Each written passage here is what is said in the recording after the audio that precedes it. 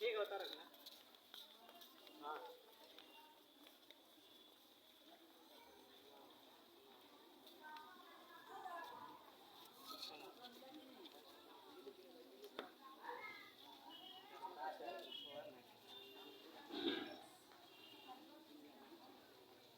चलो ठीक है।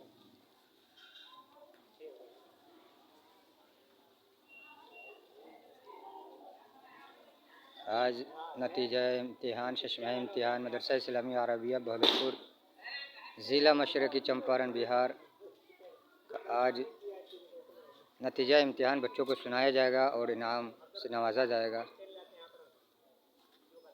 आप लोगों से गुजारिश है कि इस मदरसे के लिए ख़ास दुआ करेंगे कि अल्लाह तबारक तआला इस मदरसे को तरक्की अता फ़रमाएँ और बदनज़रों से हिफाजत अता फ़रमाएँ और जो भी इसके चाहने वाले हैं अल्लाह तबारक तआला उनके कारोबार में खैर बरकत अता फ़रमाए। मैं